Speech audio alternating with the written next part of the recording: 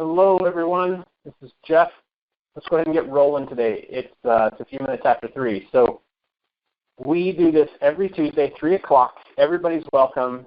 This is going to be most beneficial to people who are working at jobs in corporate America. You might also find that if you're at small organizations, this is helpful for you as well. Even the topic we're going to talk about today is definitely relevant to you regardless of whether or not you're in corporate America or you're in a small company, you're in a small charity, things like that. The responsibilities, of course, in management differ a lot from company to company or from charity to charity. So what we're going to do is we're going to spend a little bit of time talking about management and the kinds of skills that make a manager successful in their job so that you can have a little bit better understanding of what that is. I know that some of you are managers, and you can definitely chime in as you have thoughts or comments or as other people want to talk about what that means or what it's like. And I know a lot of you are not. I know some of you have expressed to me that you want to move toward management. We've had conversations about that. And that's really where this topic kind of comes from. So let's talk about the 3 reasons that you do not want to be a manager. There could be a list infinitely long of other reasons as well. There could also be a list infinitely long of great reasons to be in management. It's a job like many others, right? And it has skills that are required, and there's things that you'll like and things that you won't like and stuff like that. I know I've been in management for a long time, and the part that I really enjoy the least is having to hold the people who work for me accountable for delivering things on a really tight schedule. I'm not into that. I set up teams where they self-manage their own schedule, and they get real clear feedback from me on how they're doing. And the reason I do that is because I don't want to be that one that's 4:30 on a Friday making sure every single person on the team knows that they're all working all weekend. I want the team to have taken that responsibility. Right? So that's one of the things that even though I've been in management a long time, I really don't enjoy. So let's talk about some of these reasons why you don't want to be a manager. First and foremost, what you do when you're a manager is not what you do when you're an engineer or a project manager or a marketer or a social media specialist or an analyst or any of those other jobs. And this is one of the things that many people don't really realize. They think that if they're really good at a job, that must mean they'd be good as a manager in that job. And this is something that bosses mess up all the time. They think some of their highest effective or highest efficiency workers would be great in management. That's really not the case. The reason is because to be successful as a manager, the skills you need are very, very different than the skills you need to work in a different kind of role. And that's really just the long and short of it. There's a bunch of things managers need to do around communication and planning and managing people and being an HR kind of contact for them. And that's just not stuff you have to do when you're an individual contributor on a team.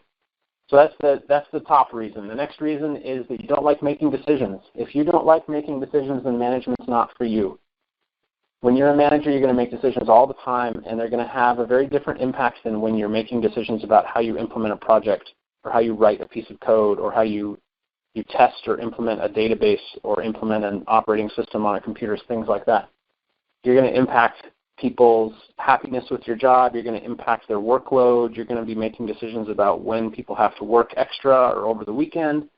You'll also be making really great decisions like how to challenge your top performers on your team. But you need to really just understand that you're going to make a lot of decisions, and they're going to be different than the kinds of decisions you've made in the past. Another really major reason you might want to avoid management is if you really do not like being held accountable for other people. And this is just kind of a fact of management. There's this joke, but it's also reality in corporate America that management rolls downhill, or you might hear somebody say it rolls downhill. And generally what they're referring to is responsibility, accountability. When somebody's mad in management and it comes downhill, it goes down the levels of manager, right? The boss talks to the boss that works for them, the manager that works for them, and then it keeps on coming down. That's all around accountability. And different people behave in different ways, and so people who are less productive as managers get really pissed off, but it doesn't really solve many problems. But in the end of the day, if you don't like being held accountable for the performance of your team and the performance of the people who work for you, then management's not going to be for you. And it's not that you have to love it. If this is something that you really don't want any part of, then that's why you would keep away from management because of it. like I mentioned, that part of the accountability category is my least favorite part of management. And as a manager, since I can work with that. Right? I've had to come up with ways to build teams around me that fit with my style and help me minimize the things I don't like in my job, just like you do in any team. So I'm not really going to dig into the topic a whole lot because I want to give you a lot of opportunity to ask about management if that's something you're interested in learning more about. And everybody's kind of questions will be different, and everybody's experience will be different. Everybody's companies are going to be different. So I'm not going to really dig in too far. But what I will say is that I knew very early on in my career that I wanted to be in management, and I put myself in a position to become a manager. And it was really something that I helped create. There's two types of people in this world. There's people who wait for opportunities and people who help to create opportunities or create them. And I'm a creator, and so the opportunity presented itself, but I'd been working on it for a couple of years by the time that opportunity presented itself and I was given that opportunity. So there's all sorts of really fun and rewarding things about being in management as well.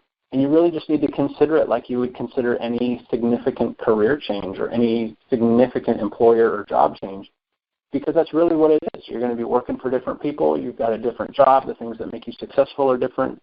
The kinds of impact you can have on the company are very different. So with that, let's just wrap it up quick here, and you guys can start asking questions. Tell me about your situation, and those of us that are managers, have management experience here, we'll chime in, and we'd love to give you ideas if you want ideas on how you can move your situation forward, or if you're interested in getting into management or whatever it might be.